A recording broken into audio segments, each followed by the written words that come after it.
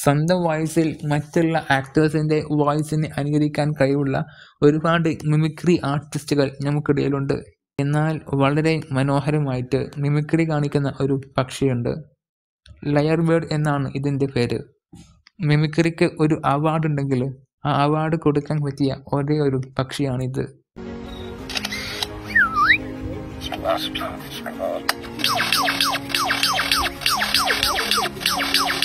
Follow ചെയ്തേക്കണേടാ.